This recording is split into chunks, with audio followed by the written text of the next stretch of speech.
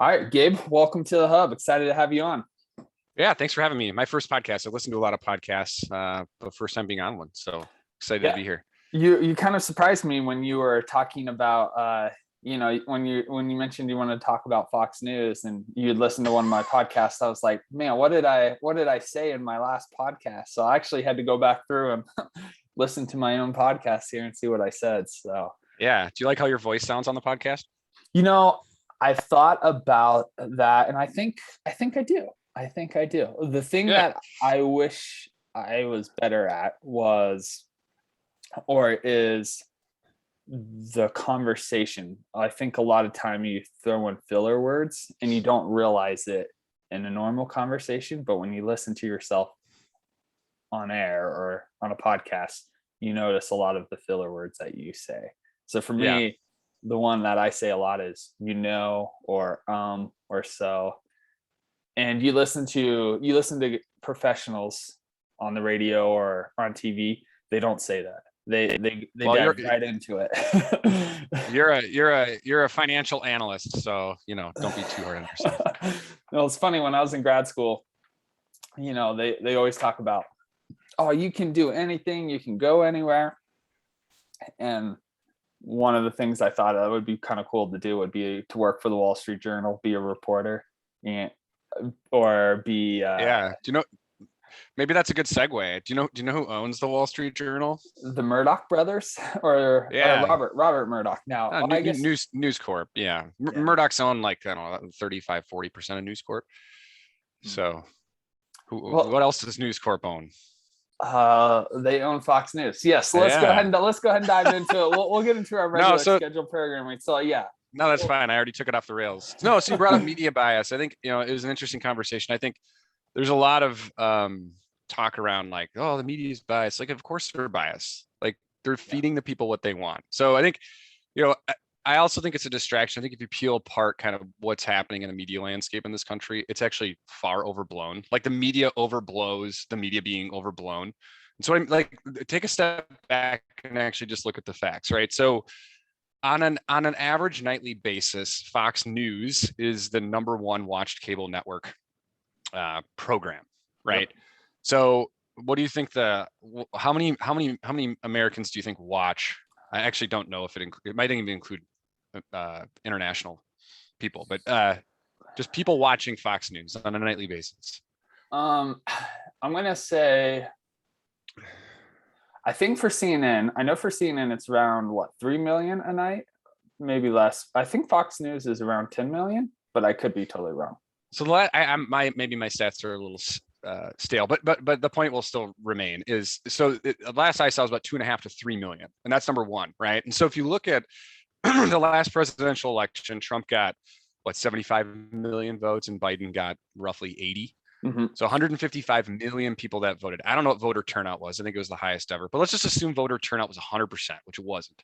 So you got 155 million eyeballs, if you will, that their votes are going to be impacted by, the news that they consume, right? Arguably, right? And 2 million people watch Fox, or let's say 3, right? 2, 3, 4, 10, whatever. It's single digit percentage. Yeah. If it's 3 million, it's less than 2% of voters in this country are actually tuning into Fox News, right? And so I think, and that's assuming that all those 3 million vote. And if you look at the Fox demographic, it skews to the graphic, which probably don't vote. Bias or not is honestly a little bit irrelevant if you line it up. Also, I think another interesting thing that I think about with Fox News is I'm not a Fox News fan, for full disclosure. I actually don't really watch. I don't watch MSNBC. I don't really watch cable news. It's not really news. It's more of opinion, right? Yep. Agreed. They kind of tell you what to think instead of how to think. Well, I would say they feed you what you want to eat. Yeah, that's true. So in the fact that News Corp owns the Wall Street Journal, which I'm a subscriber to the Wall Street Journal, I think it's, I'm sure there's better news sources out there, but I haven't really found one that has, the breadth of coverage and the depth of coverage that the Wall Street Journal has. So I subscribe. I think their content is great. I think, as middle of the road as we can find these days. Yep. And they also have Fox News. So if people don't believe like, oh, they're just feeding the people what they want, it's like, well, I mean, the same company owns the Wall Street Journal, which is pretty down the middle. So I'll shut up about Fox News in a second. But I think also there's an interesting debate, and I've had this debate several times around, so let's just forget about everything I just said and said, okay, now, the people who are griping about Fox News. So what do you want to do? Right. So let's think a couple steps ahead here. So let's just assume that someone who hates Fox News can just get rid of them. Okay. Now what happens? Right? Like, it's a vacuum. I'm firmly in the mindset that if you did away with Fox News, that someone who doesn't like Fox News, I can guarantee you something they would hate even more would come in and suck up all of the audience of Fox News. And so it's like, I don't know. It's kind of the analogy of, use a sports analogy, and you're a sports guy, I am too. Everyone's always quick to just want to pull the trigger on firing a coach, right? Let's fire the coach. It's like, but who are you going to replace him with? Sure, if you have a great replacement, then go ahead and do it. But more often than not, it's let's just fire the coach. And they're not even thinking about kind of, well, you got to pay the guy out. There's a budget involved. Like, are they making progress? Does this set us back? Do we have someone who's better? Like, so I think a couple of steps ahead here. And I don't know. Fox News is what it is. I think I firmly believe if you got rid of them, it would just make people, more angry. So. Yeah. I think, to put the counter argument though, I think people, their real frustration, especially on the political left, is that, well, Fox News is spreading misinformation or spreading hate or racist or something along those lines. And their argument is, well, they shouldn't be allowed to, divide the country. What would you say? What would you say to something? Well, I mean, that? I'm for a free and open press. I do think they spew hate. Like, I think both sides spew hate. I don't think you can watch Tucker Carlson or Laura Ingraham and, they say some things that, I think we'll look at in 5, 10, 20 years from now and be like, whoa, geez. But you can probably say the same thing about MSNBC, like some of the stuff they're saying there too. Another interesting thing of Fox News is, I also think, in my opinion, if I do turn on cable news, I said I didn't watch it, but it's hard to avoid it altogether, right? Especially around election cycles or big news events. But I think Chris Wallace, I think, is one of the best journalists in the business, and he is for Fox News. And so, again, I think they're feeding their Chris Wallace is on broadcast, so you can, you don't have to have cable to watch him. Or I actually don't know. He might be on the cable network as well, but he's more like, if you have rabbit ears, you can tune into whatever channel Fox is in your local media market, and you can watch him. And so I think, again, they're playing to whichever audience is watching the news. And so, it's a for-profit company. The media is for-profit in the US. And so they're gonna align around that. Yeah, I don't really mind. Again, I don't watch cable news either. But I don't mind CNN. I don't mind MSNBC or Fox News. I don't watch any of them because, again, I feel like you said, they just feed you what you want to hear. But I don't begrudge other people being able to listen in to whatever they want, because, and I think the benefit of being in like a complex society, free, open society, especially one where we all have access to the internet, we can kind of find what we want, right? If you want to subscribe to the Wall Street Journal, you subscribe to the Wall Street Journal. I guess the other side, the flip side on the right, the concern is, well, it seems like, especially like during COVID, as an example, the lab leak theory that COVID was, created in a lab. It was, you couldn't, when all of the actors, all the kind of the main media players suppress a certain viewpoint. Yeah. Then, 8 months later it comes out, oh, actually, maybe there is good rationale or good reason to believe that this was created in lab.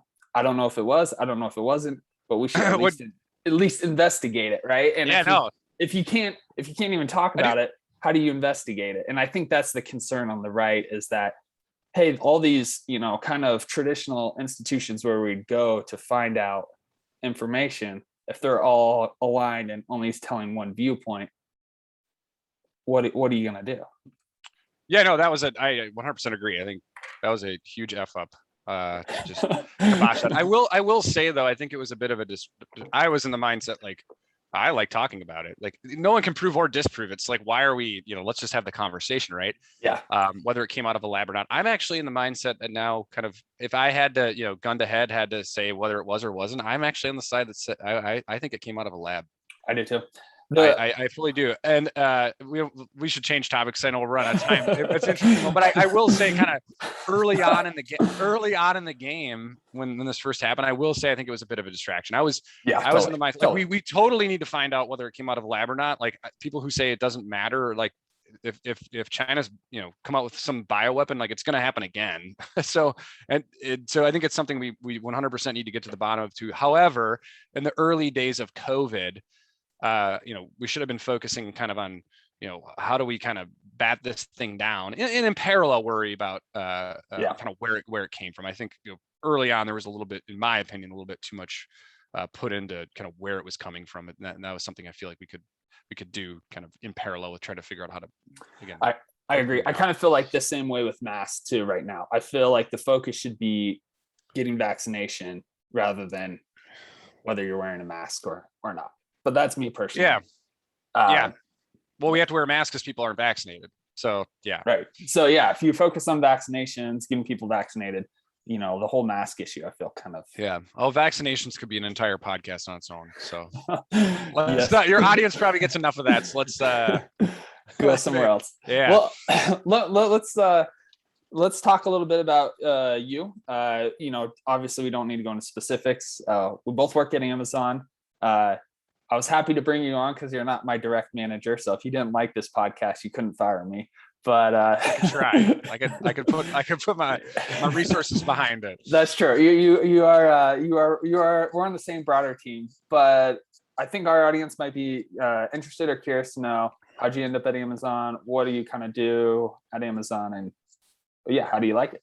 Yeah, quickly. So I grew up in a small town in southern Minnesota, and then attended college at Iowa State University, not to be confused with Ohio State or Iowa. It's Iowa State and Ames. Don't Cyclones. Worry, Iowa State doesn't have the Iowa State, so I say that sometimes. So, majored in accounting and finance. Came out of college in 2009 during the kind of the craziness of the housing market fallout. Interestingly enough, at the time, I did an internship at Aviva Capital Management in Des Moines, Iowa. And so Aviva's it's actually a really large UK insurer, but they have any insurer has, an investment arm to it because insurance is float. So then take that money and invest it, right? Yep. So they had an arm in Des Moines. So I worked there, had no idea what I was doing. Worked with a bunch of fixed income portfolio managers. They had an alternative strategy fund there. And I remember this would have been, the internship was actually in 2008. Lehman Brothers went down when I was working there. So this was over like a 6-month period at the beginning of 2008. And so a lot of our tools were Lehman Brothers. They like kind of stopped working. I also had to update this report on a weekly basis for credit default swap spreads. So not to get into too much detail, but obviously if the spread goes up on a credit default swap, it basically means underlying assets getting riskier and riskier. Yep. And so one of the lines or columns I'd update was the 52-week high low on spread. And so, when I was trained in, they're like, oh, you won't have to change that much, right? Because it's 52 weeks. So how often are you going to change that? And every single week I remember coming in and like all the underlying CDS credit default swaps that the company had exposure to, the spreads just kept increasing and increasing and increasing. Like the fund was blowing up in front of my face and I didn't even realize it. I did not realize it until one day they literally walked the alternative strategy fund manager out of the building. Like he got canned. And then I was like, oh.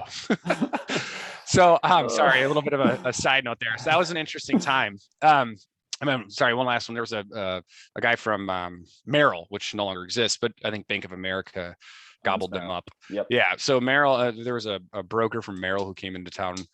He was like basically a sales guy for them.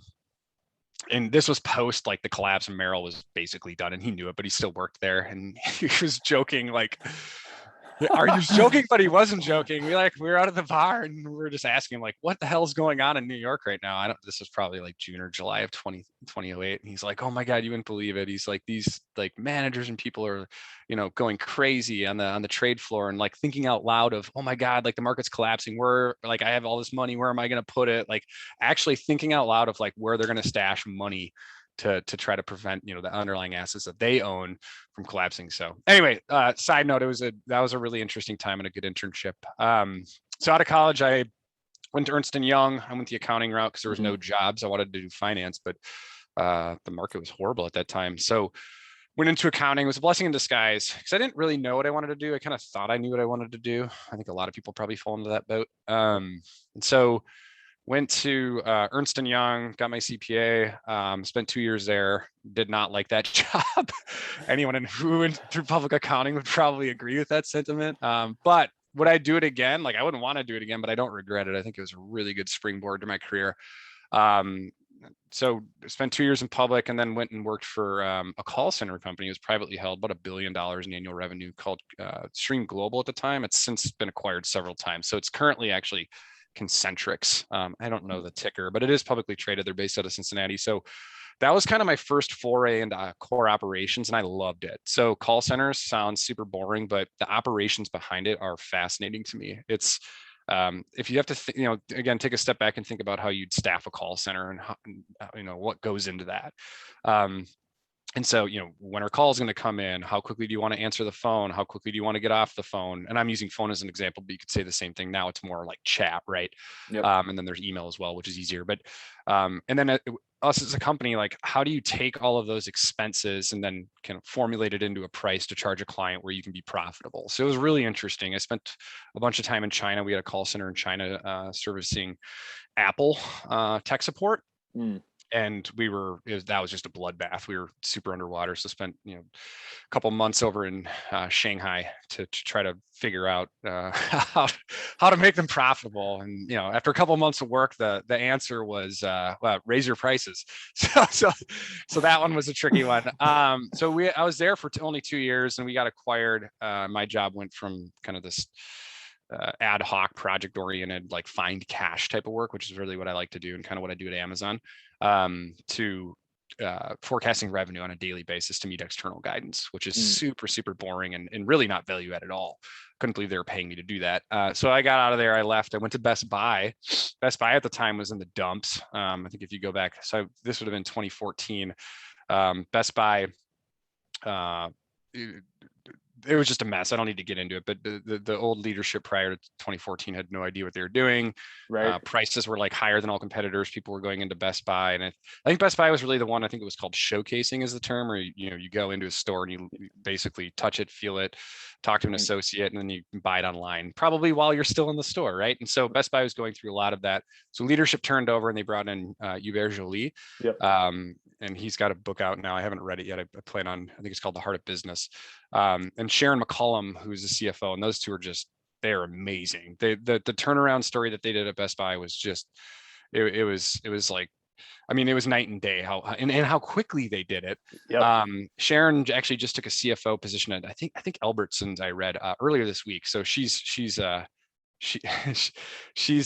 really good, and she's probably like 5'4", super intimidating. I was in a couple of meetings with her. One of them I'll never forget this.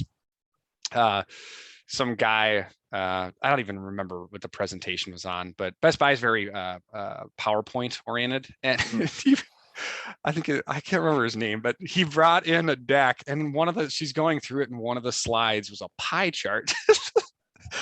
And she takes this, like, this is we're like going through the deck, and then she takes the deck and she slides it to the center of the table and looks at the guy in the face and she says, "Don't ever bring a pie chart to me again. Pie charts are for stupid people." It was so funny. Which I actually like. What is the point of a pie chart? Just list the numbers, right? So I'll leave it at that. So at Best Buy, I was doing reverse logistics. Best Buy's return rate is, well, I don't know what it is now, but at the time it was like 10 to 12%, crazy. And the average selling price at Best Buy, I can't remember, but it's probably $50, $100. We're talking high ASP items with a really high return rate. And so they're just bleeding cash on the reverse logistics channel. So spent 2 years there in reverse logistics. I did some forward logistics as well. And then Amazon just reached out on LinkedIn. I think they're just looking, supply chain experience, and they pluck a lot of people out of, other Fortune 500 companies. So, so Amazon called, and I was like, yeah, no, my girlfriend at the time, and I decided, hey, this would be a really good opportunity. Amazon's a good company. I randomly have a brother who lives in Spokane, Washington. So I'm from Minnesota. He's from Minnesota, but he ended up in Spokane out of the military. So I'd come out and visit him a lot, and we'd spend some time in Spokane, spend some time in Seattle. I always really enjoyed the city and said, let's do this. So the opportunity was with Fulfillment by Amazon. And I got really, really lucky. I think, it's okay to say when you get lucky, right? And I got very lucky in terms of where I landed at Amazon. I had an amazing manager. I've had really good managers my entire tenure here. And unfortunately, I don't think that's the status quo. There's probably more people with bad managers and good managers. I've been fortunate enough where I've had good managers along the way. And then the FBA business was a standalone business. So for those who aren't familiar, FBA is Fulfillment by Amazon. So it's the third party arm of Amazon. So anyone can sell a product on Amazon. And so you just go, Amazon.com, there's a rate card. So when you send your inventory into an Amazon fulfillment center, and then Amazon will charge you a monthly storage fee. And then when you sell, whatever it is you're selling, will charge you a pick and pack fee. And so it was the team that oversaw that portion of the third party business. And so I was focused on the logistics side, or the supply chain side of things. And so there was a lot of finance put around kind of supply chain before my time, but they never really split it out across retail and FBA. So what that means is, in the fulfillment centers that Amazon operates, there's traditional retail inventory. So think like, so Amazon operates just like a Walmart or a Target, where we go out and we buy inventory, we own it, it sits on our balance sheet, we sell it, it comes off of our balance sheet. It's no different than any other retailer. So that inventory that Amazon actually owns sits in the same fulfillment centers as these third party sellers inventory. Right.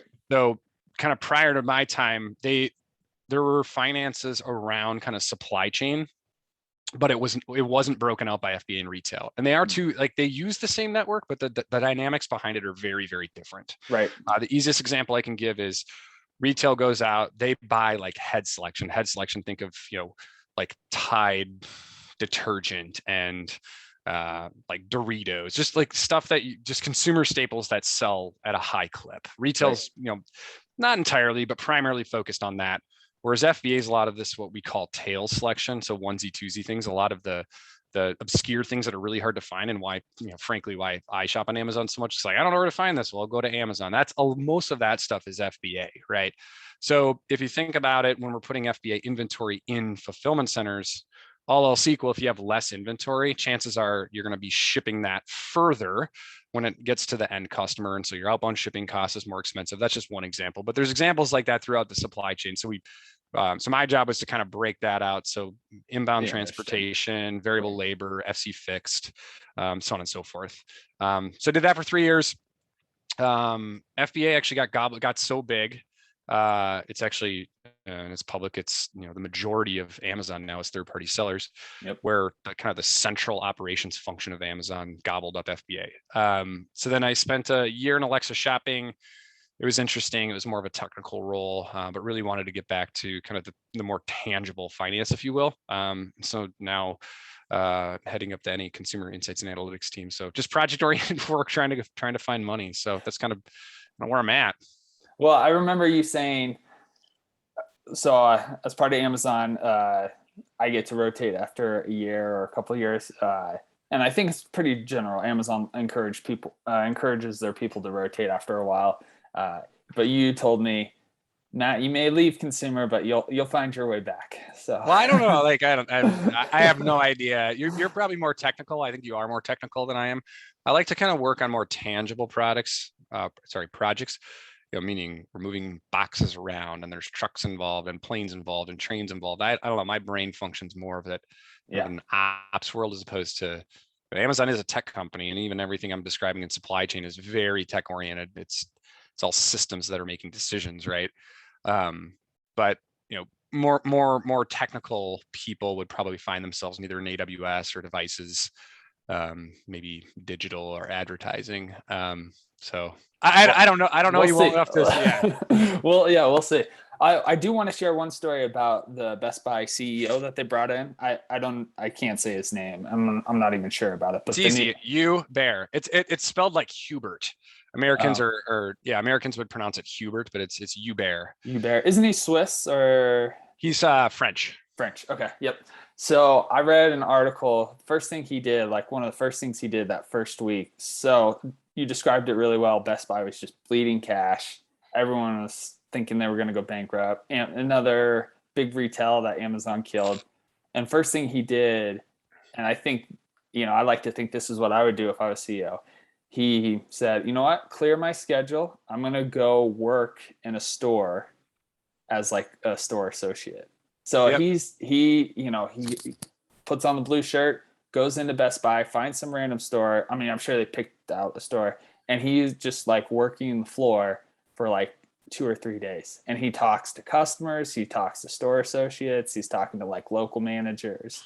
And that kind of formed, because I think at the very top, I think a lot of times people will tell you what they want to hear and they don't really, or they'll be like, oh no, we solved this. And for him, he really got a good, voice of the customer. He really got down to like the nitty gritty and could see like, oh, people come in, they look, they see the price, and then they leave. Or, my store associates, one thing they said is like a lot of the store associates were actually pretty bummed because they had cut a lot of benefits to the actual employees working there. And so morale was super low amongst the store associates, and, the theft from the store associates was like a big problem. And he found out all this little stuff that he was like, you know what, we can easily change things around and totally redirect course. And then, focus on the longer strategy of how do we compete with, online. Yeah. And it worked, right? Now, if you would have bought their stock in 2014 to now, and held it on till now, you would have done pretty well. Yeah. I joke about that. I left Best. I'd have to do the math, but at one point, so I left Best Buy in 2016, and then coming to Amazon, and our stocks appreciated quite well over the past 5 years, right? But I laugh because I don't know if it's true anymore after COVID, but pre-COVID, Best Buy from 2016 to call it January 1st of 2020, it actually outperformed Amazon. So it's funny, and I said that was because I left. So but that's a really good point. I think people forget. I would say that Uber is very resourceful. I don't think people pay attention to resourcefulness enough. Yeah. And really, in our case, and everyone has different careers, but for those of us who are working at a mothership, if you will, like corporate disconnected from core operations, like when you're doing analysis or strategic thinking or whatever it may be, take a step back and actually think about what it is that you're working on. So one specific example that I could give is Amazon is full right now. Like our fulfillment centers are super full because of customer demand from COVID. I think that's public, right? And so some of the things we do is try to figure out like, what is that costing us, right? And so I had an analyst on my team looking at what is the cost of fullness in terms of labor, right? And they're like, well, why does that matter? Right? And so we'll think about it. Like, take a step back, put yourself in the shoes of someone who works at a fulfillment center. So if you're full, so Amazon's fulfillment centers they're very advanced, but I mean, at its heart, conceptually, it's the same as any other warehouse, if you will, right? You're bringing inventory in, you're trying to put it on a shelf. It sits there, customer buys it, you got to take it off the shelf. So if you're full, like, and what I'm saying is super obvious, but I think we get disconnected from it at times. So it's like, put yourself in the shoes of someone who works there. Think through the problem, right? And so if you're full and you're trying to stow something, put it on a shelf, like, you kind of have to search for an empty spot because you're full. Yep. And then conversely, if you're trying to pull something off a shelf, the shelf front, you got like 50 items or 10 items or whatever it may be on a shelf, and you're searching for one little item. Like it just brings the network to its knees in terms of labor. And so anyway, going through with this analyst and explaining that, it's like, oh, okay, well, that was obvious. Like, yeah, I mean, just so think through the problem. And so I think that kind of, I came to that just because that's what Hubert did. He's just like, all right, let's go figure this out. Let's go to the store. It's like, well, this is obvious. Let's fix this. Yeah. Whereas, you had all these smart people at corporate, like, why couldn't they figure it out? Because it's just like, they're so disconnected. They're not willing to roll up their sleeves and kind of get into the weeds and at the heart of the problem. And most of the time it's not that difficult. It's just, the willingness to get into it. Yeah. And I think it's fun going into kind of the trenches, I'll call it. Go ahead, Matt. Sorry. No, I was going to say there's a saying within Toyota. It's a Japanese phrase, but what it means is go to the source of the problem, which basically means, okay, if something's going on at the warehouse, you don't look at the data, you go to the actual warehouse, you talk to the people, and like you see it, you go to the actual source of the problem and see what's going on. So. And I think the best run companies embody that for sure.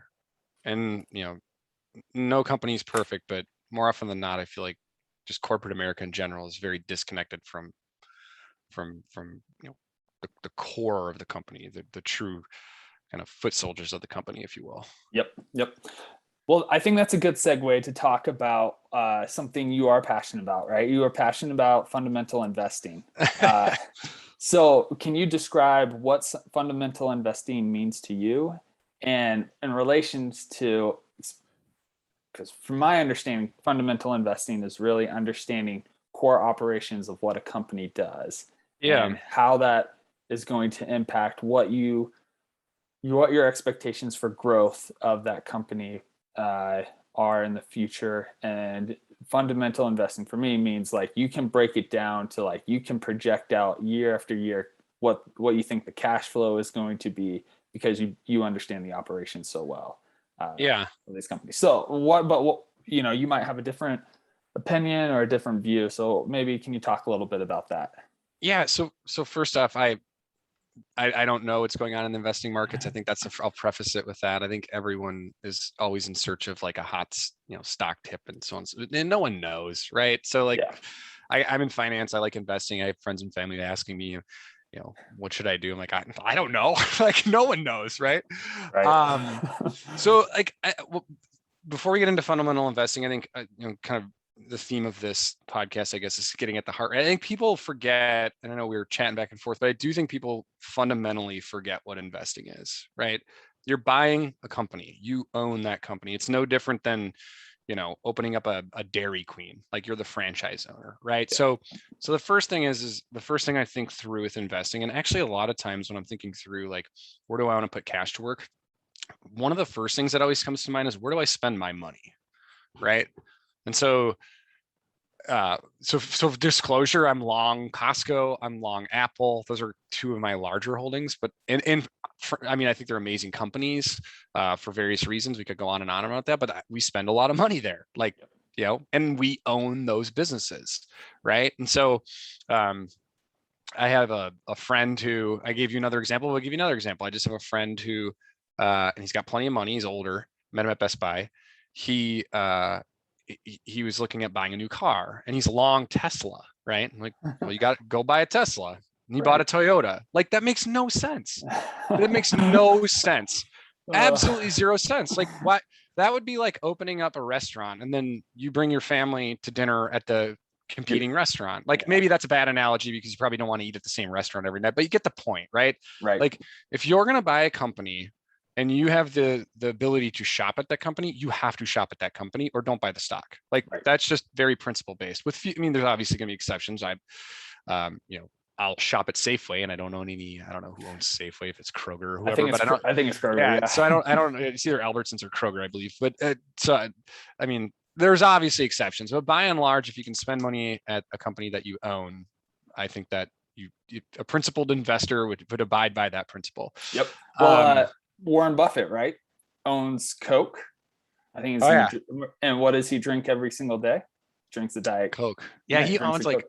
I don't know how much he owns anymore, but there was an old adage, he owned 1/12 of Coke. Oh, really? So it's like, so every 12 pack he picks up, he's like, yep. one of those guys. Yeah.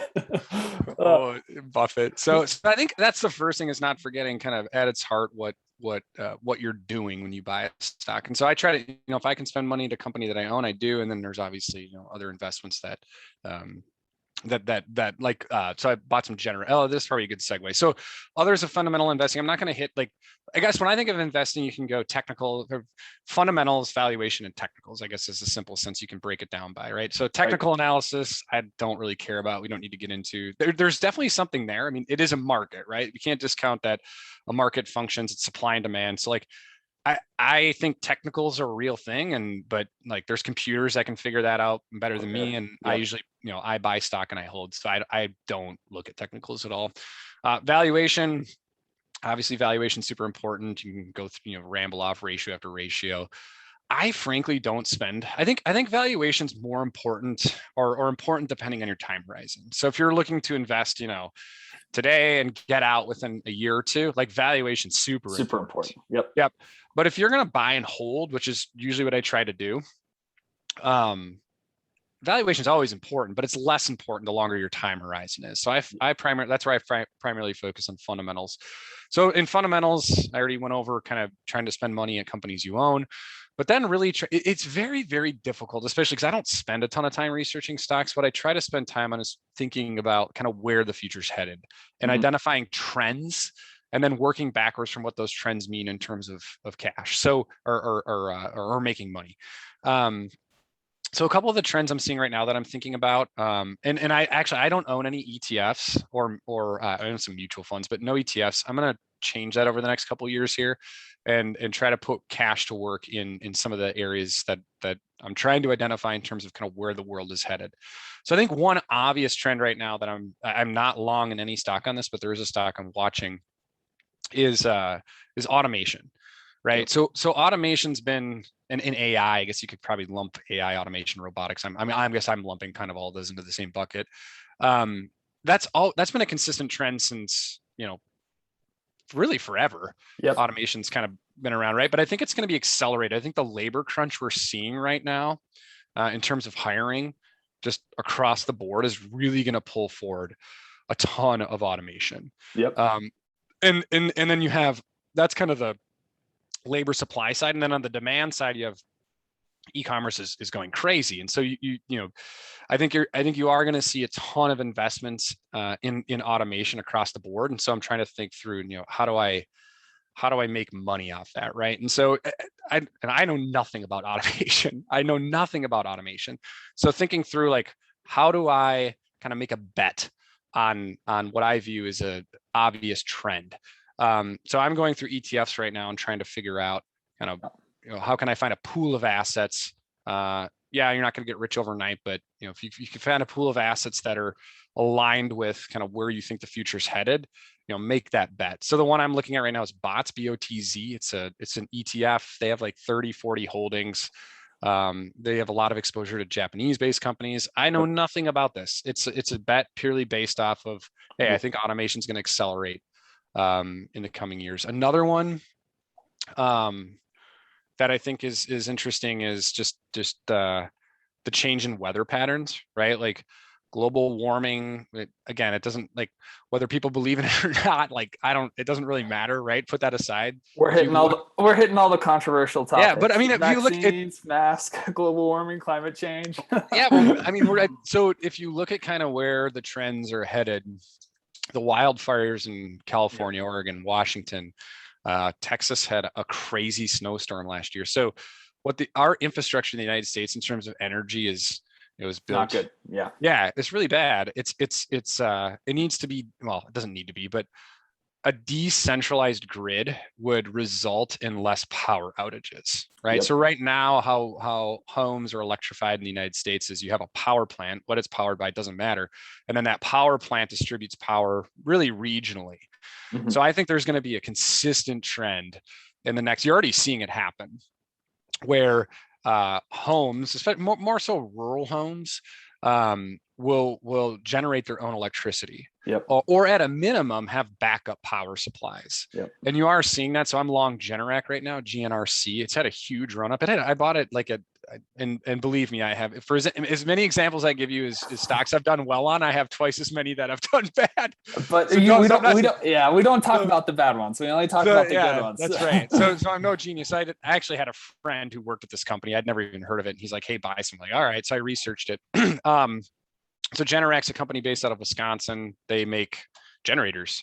They also make battery powered. So Tesla's actually in that too. And it doesn't get a ton of press where they have battery, power wall that sits in, somewhere around your house and solar powers that anyway. But Generac's big one is natural gas generators. So it's backup generator supplies. And their stock's gone gangbusters the last couple of years because of all the power outages you're seeing in California, Texas, so on and so forth. And so I don't think people realize it either, that, and when I found this through the research, and this is really obvious, is that a lot of times in California, they're shutting off power now. Yeah. Like the Paradise fire, that crazy one, which if you haven't watched the documentary, Fire in Paradise, it's a Frontline documentary, so an hour long, you should watch.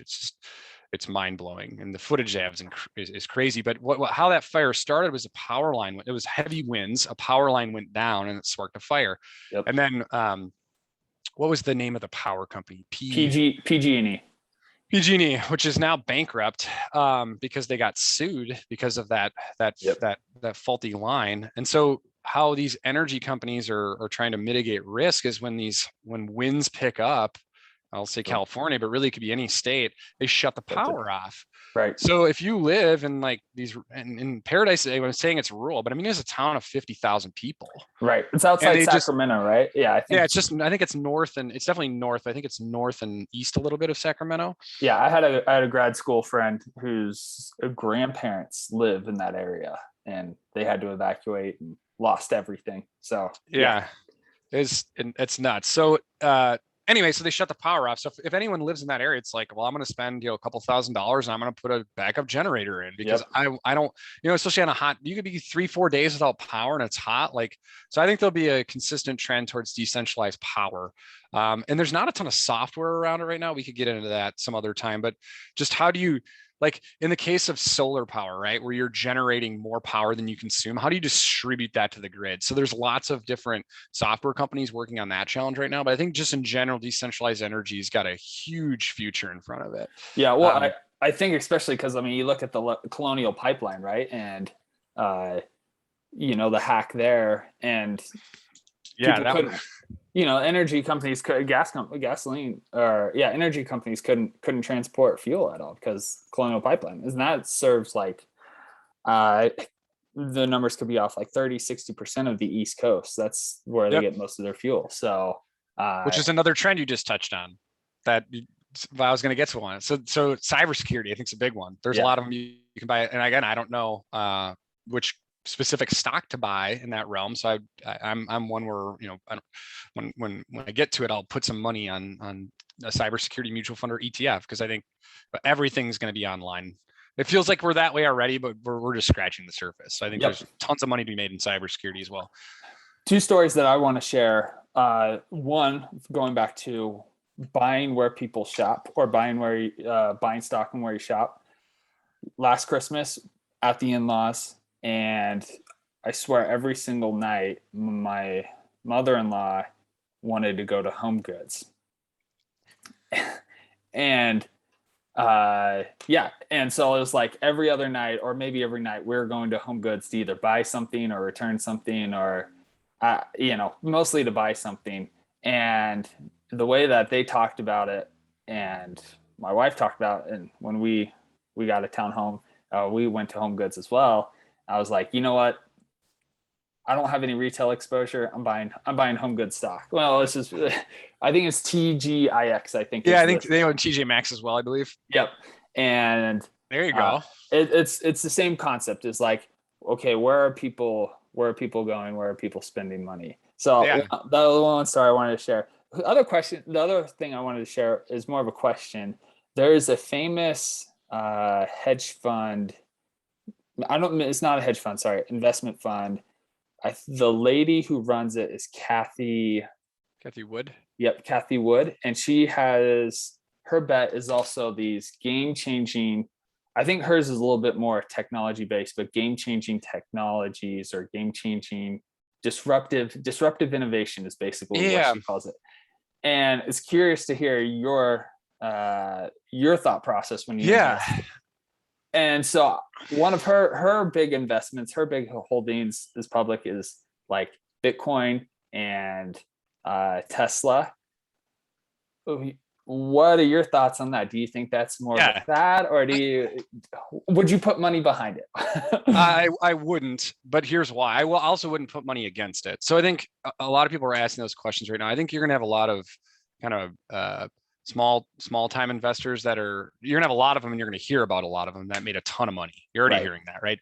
But I think for every one that made a ton of money, you're gonna have 9 that just like lost it all, right? So I think, like, to me, it's not like crypto. I don't know where crypto heads. Like, some form of digital currency is the future. There's no doubt in that. I mean, you look at the traction behind Venmo. Square has Cash App. PayPal owns Venmo, but you can also transact digitally through kind of the regular PayPal. There's tons of them out there. So that is the future, right? One, I think there's people with way deeper pockets than you and I, or anyone who listens to this, that can afford to throw 5%, kind of a bet, if you will, towards something that may turn into, 5, 10, 20x their initial investment, right? So I think a lot of the money pouring into crypto or even Tesla, I think, is kind of side gambles by people or hedge funds with just an absurd amount of money, and then they're pulling these retail investors along with them. And so I think people need to be cautious in terms of like where you place. If someone wants to look, people can do whatever they want with their money. Like, I don't care, but I think Tesla's a world-class company. I'm cheering for them. Like, their product's amazing. Everyone always, anyone who I know who's ever owned a Tesla is just like, this thing's amazing. I've ridden in one through an Uber driver, which is interesting. That guy's probably not making money. It was great. Like, it was awesome. So I'm cheering for them. But as a company, like, just seeing this run up, I just don't think they're worth what unless they can spin something out of the company, different than a car. But as a standalone car manufacturer, they're not worth $600 billion or whatever their current market cap is. But given where their production's at, so I think that's the first thing. And then, so if someone does want to invest in crypto or Tesla or whatnot, you can gain exposure to this stuff and still try to minimize your risk. Again, I'm hitting on ETFs or mutual funds. Right. You can diversify. Yeah, you can buy that. So that would be my advice. I'm not long Tesla or any crypto. Crypto is interesting too. I don't think crypto is going to replace the USD. I think everyone, like, there's too much. They're already seeing regulation crackdown. Like, governments are not going to allow just this kind of rogue cash. Yeah. So like blockchain, I don't honestly have a ton of knowledge around it, so I'm not going to pretend I do. But their valuations are where they're at because there is something there, and so it's worth something. But I'm someone who, I don't have millions of dollars to play with, and I want to retire someday, and so I'll place some bets in certain areas, but for the most part, my primary investments are going to be in just traditional companies with cash flow and slow and steady. I'm not trying to hit home runs. So yeah, makes sense. Well, that was, well, thanks for sharing your investment philosophy. I feel it's like boring. Boring. Hey, I was talking to another person at Amazon. He's actually big on personal investing, capital markets. He used to work at a hedge fund. And he gave me a quote from Charles Munger, Warren Buffett's number 2. Yeah. And he said, it's amazing how we've been successful by not doing dumb things, like not trying to be complex, not trying to, be complicated, just sticking with simple things that generate cash flow, like generate a return. And he says, and he goes on further on the quote, and the thought was, there must be something to the old saying that only the strong swimmers drown, which I thought was really insightful. It's like, it's interesting.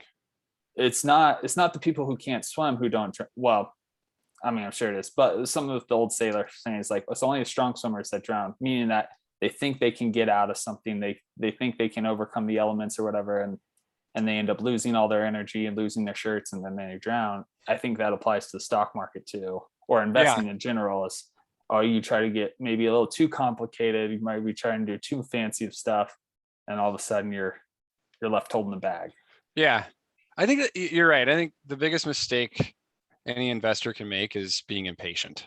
Yeah. You cannot be impatient with investing. And of course, there's always going to be examples of someone who threw a bunch of money Meme at something stock. and made, like we Yeah. always hear about those. Yeah. But by and large, and so we are in interesting times right now with these meme stocks. Again, it's a market, right? It's kind of crazy, GameStop. Interesting to read about that stuff. But I also think it's harder today to identify like a small market cap Yep. company and ride that thing up. There's so much liquidity in the private markets right now that the duration and just the maturity of companies when they decide to go public is so far out. I mean, Stripe, for instance. Yeah, they should have been public. Yeah, a long time ago. Their last valuation, I'm going to probably be off a little bit here, but it was somewhere around $100 billion. Yeah. That is insane. Like that would not have happened even 10 years ago. Yeah. And so what that means is like the high wealth individuals, these VC companies, they're reaping the benefit. And I mean, it's capitalism like that. I don't think there's anything wrong with it. It's just kind of the nature of the beast right now is there's so much liquidity in the private markets that by the time these companies go public, it's sure there's still upside, like, or else, no one would buy the stock once they issue it. But I think it is much more difficult. Like look at Amazon, for instance, right? Amazon went public in 97. I'd have to look, but I think the market cap at the time was like under $1 billion. Yep. And they almost that would not happen today. Yeah, in like 2001 they not bankrupt. They almost had cash problems in 2001. Yeah. So it's a good point. Well, you look at a lot of the gain has already been captured in like the later rounds of funding from the VCs. I mean, Uber, I think when they finally went public, it wasn't like there was a big pop. It was just kind of actually went down. Yeah. All the early investors are cashing out basically, and all the employees. And it's more of just, they could have stayed public longer because the money's there, but it's more like, no, we want to kind of cross that thresholds. And I mean, eventually you have to unlock liquidity for your employees and shareholders, but you're right. I mean, Uber went public, I want to say they issued around $55. And the last I looked, they were right around 40. So they're actually down. Yeah. Well, Gabe, this was great. This is a good conversation. Hopefully I don't, hear from my boss later today about fun note. My boss is actually high school friends, or you guys knew each other in high school, right? Yeah. We went to a small high school. I know it was kind of a big company and small world. So yeah. Well, I guess it goes to show that connections still matter. And, it's definitely what you know, but it also certainly helps who you know as well. So that is true. Well, I guess any last words or thoughts that you'd like to share with my audience? I think you gave us, let's see. So there was a documentary you said to read. What was the name of the documentary? Fire in Paradise. It's Fire in Paradise. I think you might be able to watch it for free. Okay. If not, it's probably on YouTube. It's like an hour long. It's really interesting. It'll scare you, but think about how you can invest out of that. Yeah. Oh, that's true. Well, appreciate you coming on. Thanks for sharing, being pretty transparent about, some stocks and how you think about investing. I think that's going to resonate with a lot of my audience. So appreciate it. Yeah. Get out of the weeds, get into the core. What is the business you're operating in? How does it, or investing in, I should say, how does it cash flow? Just get down to the fundamentals. But I'm a finance guy. I actually don't spend a ton of time looking at the financials. I don't. Financials are backward looking. Obviously, you want to make sure the company's not in a crazy debt situation. Right. You want to make sure they cash flow and so on and so forth. But then it's just kind of trying to look out and see kind of where the world is headed. And not that we're drinking the Kool-Aid, but Jeff Bezos, if you're trying to figure out why that guy is the richest man on earth, go back and watch YouTube videos and what he had to say in the 90s. And he was able to he's a visionary. He was laying out where the world was headed, decades in advance of where anyone else thought it was headed. Yep. And so if you can kind of try to get yourself into that mindset and just think about kind of what's happening today. And these trends are, just one last thought to leave you with, right? So like ocean sea levels rising, it's rising. Yep. Miami is that the ocean is coming into Miami and other coastal towns. So you're going to have people moving further inland. Like there's no doubt that is going to happen. It's already happening. So how do you invest around that? Like, I don't know. Right. But that's kind of that's the line of thinking that I try to get into with fundamental investing, is just identifying obvious trends and trying to kind of lay it out over the next 5 to 10 years and then invest accordingly. Way easier said than done, but it's fun and it creates good conversation. And, when you hit one from time to time, it's really rewarding. So very cool. Well, thanks again for your insight and your wisdom. We'll chat again soon. Thanks, Matt. This was fun. We'll see ya.